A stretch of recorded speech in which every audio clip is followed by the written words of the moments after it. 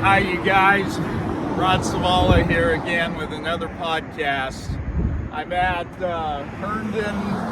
Herndon and 41 off-ramp, and I've come here often with my sign and my Bible.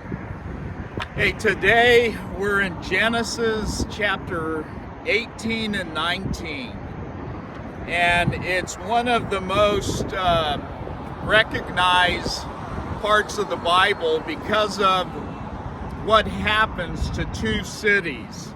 They're called Sodom and Gomorrah. And Abraham, who we were just talking about, when God promises him a child, Abraham also has a relative that lives in Sodom and Gomorrah. And God comes to visit Abraham, and he's about to tell him what's going to happen to Sodom and Gomorrah. And it really caught my attention last night as I was preparing. My wife and I were watching one of the college basketball games in March Madness. And I love college basketball. I'm not crazy about the pros, but college basketball, the players are so intense, their desire to win, and the fans. You know, it made me think, if you ever want to understand or make evangelism easier, learn how to be a fan. Learn how to cheer on to the crowds, to these people. Learn how to cheer on the Savior. The only player in this game called life that is really important, the only one that matters is him and what he did at the cross. The rest of us are very much like spectators, and we are cheering on and proclaiming what he did.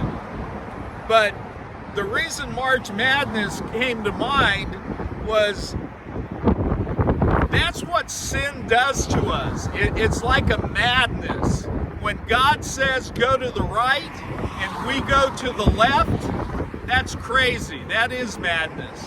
When God says go up and we go down, that is madness. When God says say yes to what I'm asking of you and we say no, that is madness. And in Sodom and Gomorrah, as God is telling Abraham that he is about to go there and bring judgment down on Sodom and Gomorrah, the sin there is great.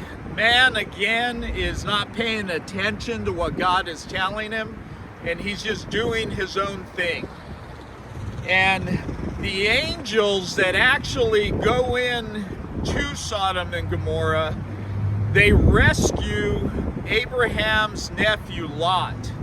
They have to literally take him by the hand and pull him out. He is delaying, he's not paying attention. And as they take him out, they take him, his children, and his wife. But his wife is known for looking back. And instead of going in the direction and out of Sodom, Lot's wife turns back to look, and she turns into a pillar of salt.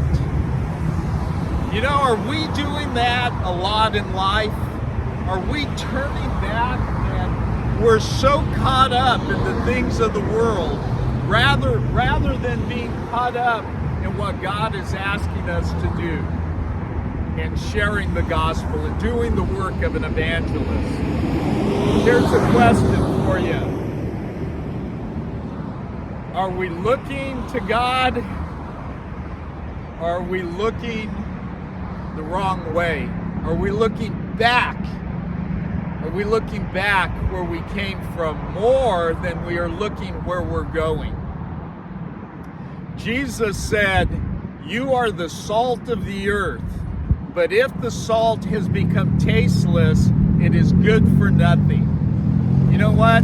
Let's not go and be good for nothing. Let's be such salt in the earth, that we give flavor, that we preserve what God has done in our own lives, and we make an attempt to throw that salt, that taste, that wonderful taste of salvation, that wonderful taste of being born again. Okay? So here we go.